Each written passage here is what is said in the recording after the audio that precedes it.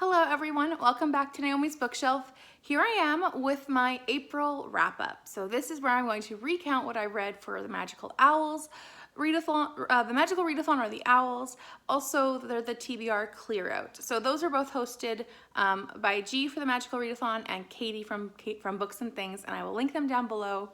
I had a lot of fun picking up books that I have owned for a while for Katie's readathon, but I also really had fun doing the Owls, and I managed to get all 12 plus 4 more books, which I felt really good about. I did change up my TBR about halfway through. I think only 6 books that were on my original TBR stayed on my TBR, and of those 6 books, one of them was moved around between prompts. So basically, I didn't follow my TBR, but I did get it all done. So we're going to start off with the ones I needed for my career. I was going for a Care of Magical Children career, and that required 8 owls and 4 extra ones, which I have finished, but I will go through those after I'm finished the ones for my career. So the first one that I had to read was for arithmancy, which is to read a book outside of your favorite genre. I love mysteries and thrillers. I think that's my favorite genre. So I picked up a nonfiction in place of the other one I had there. I never got to it. And so Funny You Don't Look Autistic by Michael McCreary, I believe is how you pronounce his name.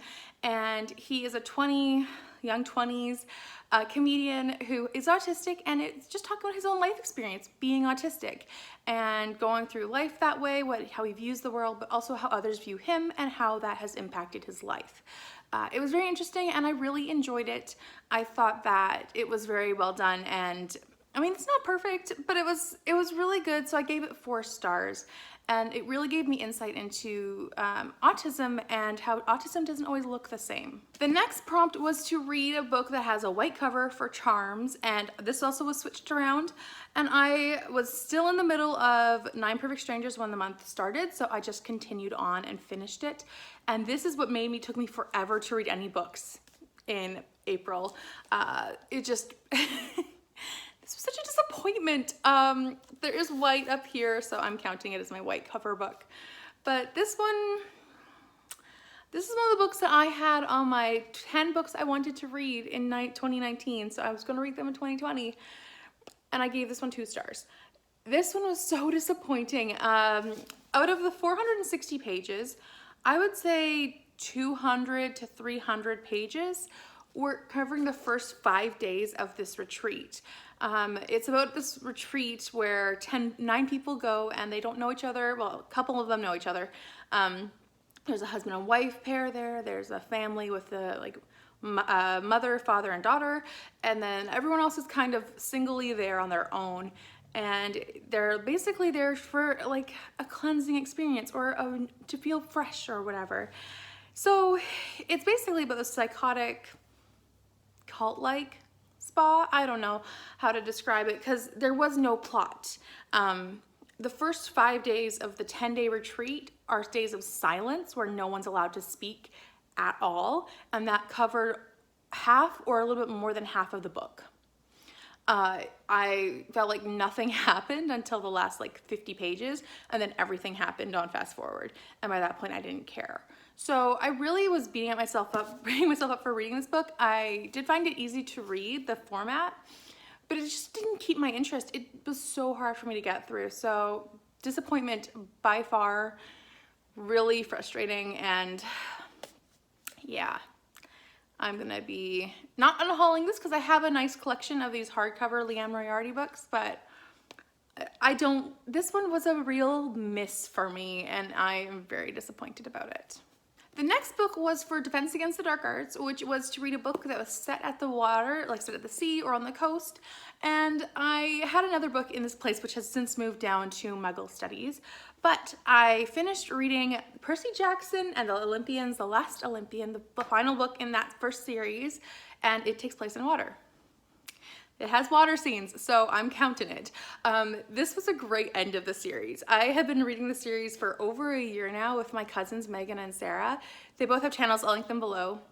But we've been going over the series slowly, and we finished up this month, and it's been such a great reading experience to read this story of mythology. I'm always a big mythology nerd. I loved it growing up, but I've really not followed through with it as an adult. So it just, I want to get back into it now. And I kind of was waiting till I was finished this book before I jump into Greek mythology, because I don't want to be spoiled for what was going to happen in this book or in this series. So this one follows Percy at the final battle, the big event that all the books have been building up to. It was really well done, and I really loved how it just was like, it was a week in a book, and it wasn't even a week. It was like a battle. But it was such a well done thing where I didn't care about the lack of time. I didn't feel confined to one section, in spite of it being such a short period of time. And I really, really enjoyed seeing Percy and all the different characters as they, keep going and doing things that are a little reckless, but good. So yeah, really enjoyed this one, and I gave it 5 stars. So the next book that I had to read was for herbology, which was to read a book with an M title, a title that starts with the letter M, and I was going to be reading Mary B. Now, I tried, and at the first page, I was like, something's off with this. And then I was reading and more, and by page 30, I had been mad enough where I wanted to throw the book in a bad way, that I went and got my sticky notes to tab up how mad I was. And so each tab is a part where I was mad at this book, and it was just not fun. And so basically I was like, I recognized that this is gonna put me in a slump. So I tried, I read 80 pages, I hated it. I'm not rating it because I did not get through far enough, but if I were to rate it right now, it would be a 1 star. I don't need pages and pages of how good looking Mr. Collins is or his backstory, or I don't need comments in my life like, I'll keep playing the piano because I know it gives my sister a headache. Don't need that comment in my life. So this book will be unhauled, and I am very disappointed. This was also on my shelf, on my list of books that I really wanted to read last year and didn't get to. So you can tell this project's off on a great start. So yeah, I hated this. I will not be finishing this because it will put me in a slump. I know it. So yeah, I'm unhauling this. However, I did read Murder on the Orient SS by C.A. Larmer. And this one I picked up literally yesterday. I am filming this on the 30th, so it's like the last day of the month. And I picked this up yesterday. I was needing a distraction. My head was really not working with me. I have migraines, so it's just something that happens sometimes.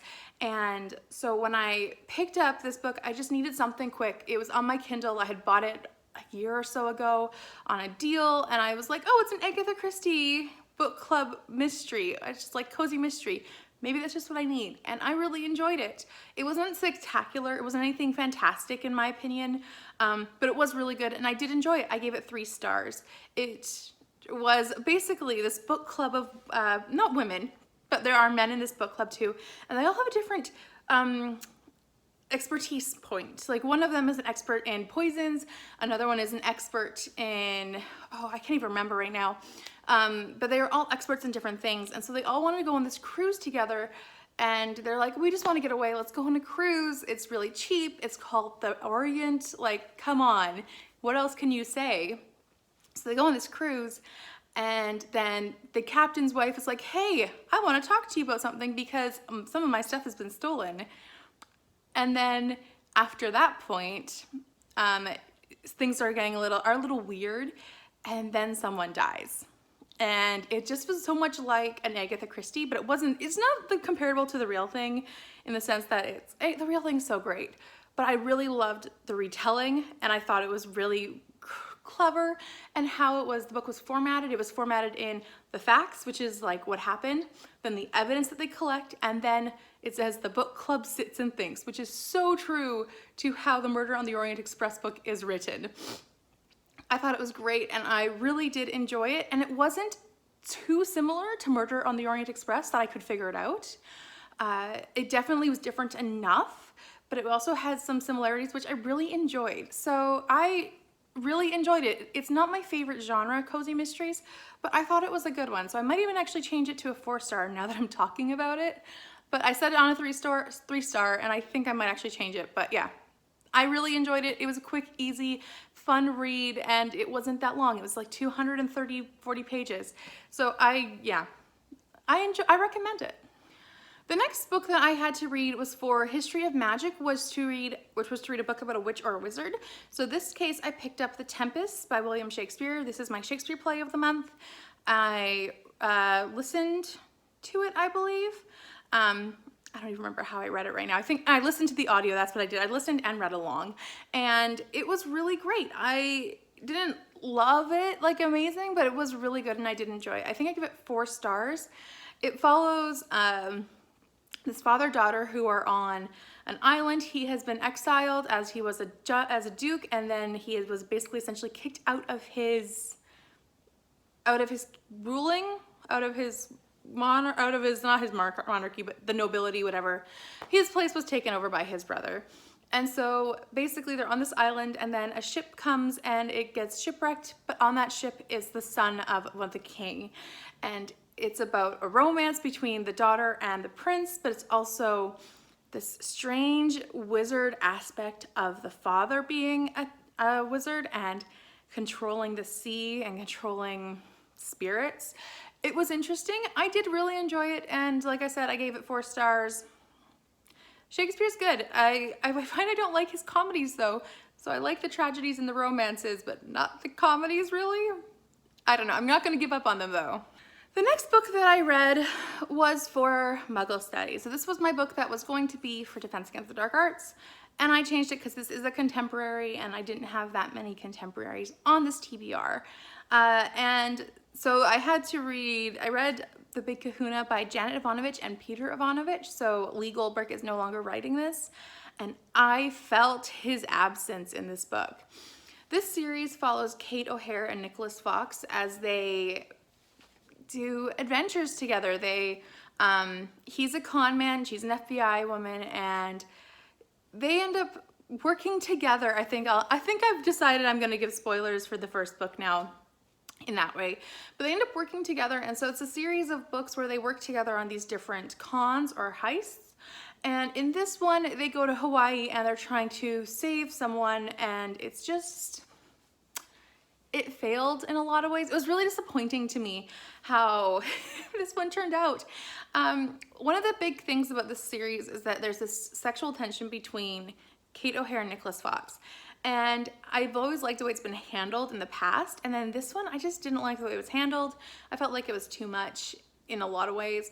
And then also, I just felt like this book, it didn't have the same spark. And maybe it's because the characters were different. In each of the other books, there were reoccurring characters who were part of the crew. They didn't know what was going on. They didn't know they were working actually for the FBI, but they were working with Nick and Kate, and they weren't present in this book. I didn't like that. I really missed those people and their chemistry with everyone else. And so I don't know. 3 stars, disappointing, and I actually started the month off with this one and 9 Perfect Strangers. So I definitely was not in the mood to read disappointing books, but yeah. So this series has finally gone downward for me. I'm gonna read the next book, but I'm also not expecting anything crazy good anymore. The next book that I read was for Potions, which was to read a book that's under 150 pages. And I buddy read with Angie from Literary Labors The First 4 Years, which is the final book in the Laura Ingalls Wilder series. I did enjoy this one. It was good, but I also just didn't, I don't know. It didn't have the same spark that the other ones had too. It was enjoyable, but at the same time, it's very short and it covers 4 years, and I just wanted more. I did read that this was published posthumously, so after she died, and I have a feeling that Rose Wilder touched up what she wanted to touch up in this, because it was just, I'm not a big Rose Wilder fan. Since reading Prairie Fires by Carroll and Fraser, pop the picture up here, she's revealed to be quite a person in natural world, and I personally don't want to buy any of Laura Ingalls Wilder's books brand new, because all the money does not go to the Wilder family or to the Ingalls family. It goes directly to a guy who smoozed up to Rose and then inherited everything. So I will not be buying anything that has her name on it because all the proceeds go to him, which is just ridiculous in my opinion. But anyways, so this one kind of carried that trend of it was disappointing. It just didn't have what I wanted, and I think I gave it 4 stars, 3 stars. I just expected it to be, you know, a perfect 5. So, yeah, it was good though. It follows Laura and Almanzo. I need to correct myself on saying that way. Almanzo as they are married and their first 4 years when they are farming and when their daughter is born. So yeah, it's a good one if you want to finish it off, but it has a different tone than the rest of the series. So the next prompt that I needed to read was for Transfiguration, which was to read a book about shape-shifting. And for that, I picked up Harry Potter. I did not have many books on my shelves that had shape-shifting that I wanted to read. So I picked up this one, and it was going to be on my TBR anyways. Harry Potter readathon, why not? And I really enjoyed this. I gave it 5 stars. I think last time I gave it 4 stars. I don't know what I was thinking the first time I rated the series, but they've gotten better with age for me, and I only read them like 3 years ago for the first time, so I didn't have that childhood nostalgia with it, but I really loved these characters. I struggle a lot with Snape, and I don't put him on one way or the other, but he's definitely an abusive teacher, and I don't like him. He has circumstances, but he does not need to treat anyone that way, and it's not fair to the others to say that just because of his childhood he's abusive. Anyways, off the Snape rant. I really enjoyed this one with Harry and the tasks and the different elements. I don't feel like I need to say too much about Harry Potter, but yeah, really enjoyed this one, and I'm excited to continue on next month with Order of the Phoenix. So the next prompt that I got, which is not for my degree or whatever, was Alice's Adventures in Wonderland. So this one has a heart on it. The prompt was to find a book with a heart. That one has a heart. Of all my copies, I have several copies of Alice in Wonderland. They all have hearts on them.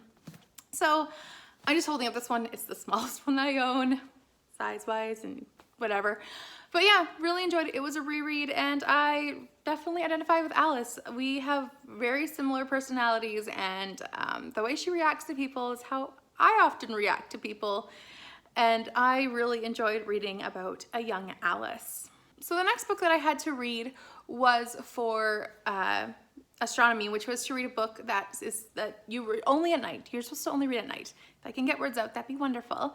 And I ended up reading this one for the stay home reading rush, which this was the only book I read for that, and I really wish I had read more, but I couldn't just push myself through it.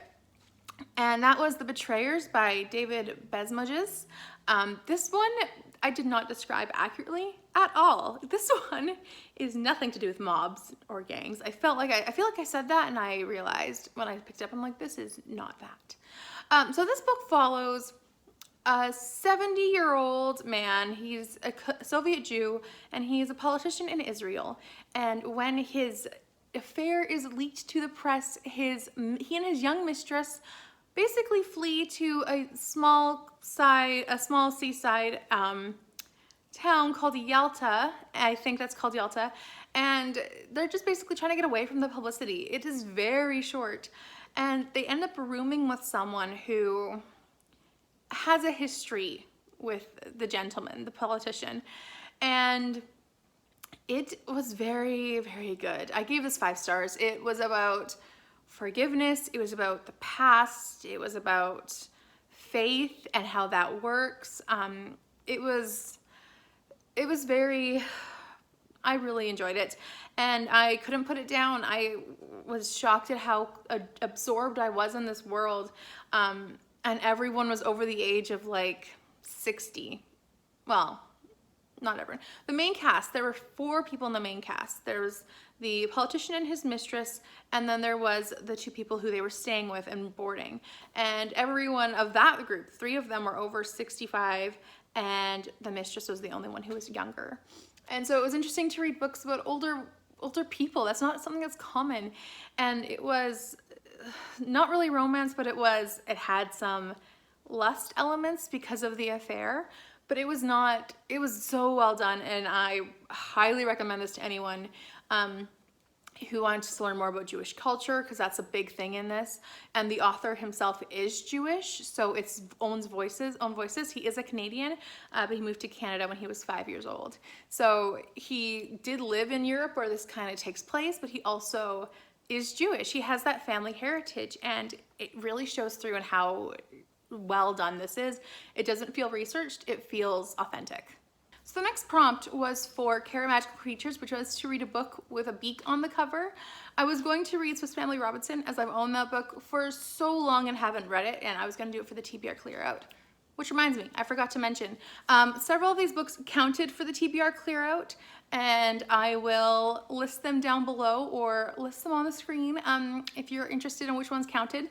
But I ended up picking up the Pigeon because I just did not want to pick up Swiss Family Robinson for some reason. So this one is written by Patrick Suskind, and I have read Perfume by him, and this one was interesting. It was written in the 80s, and it's literally a slice of life, one day in a man's life, and he has a phobia of birds. It doesn't say it, but it's very clear that he has a phobia. Basically, he wakes up one morning and he's walking out of his one room that he rents to go to the bathroom that everyone on that floor shares, and there's a bird outside his door, and he loses his mind. And it's like, it's a phobia, and it doesn't, like, it basically is like he's lost his mind, but it's clear it's a phobia. And so it's just about his day and what he does. And it was very good. I really enjoyed it. It's very short, it's like 115 pages. And I think this was his debut novel as well. I would even call it novella, to be honest. But it was his debut work instead of Perfume, which I've read and really enjoyed. So I was excited to finally pick this up. I've owned this book for way too long. And so I was like, why didn't I put this on the TBR? And I decided to do it. But yeah, I think it was great. And if you want to pick it up, it's quick and it's short. And it's a slice of life character book. There's no plot really, so don't go in there looking for a plot, but I really enjoyed it. The only thing about this book that made it not be like, I mean, I didn't give it 5 stars, I gave it 3 stars, because at the same time as I was really like excited with it and really enjoyed it, at the same time when I put it down, it wasn't anything that will stick with me.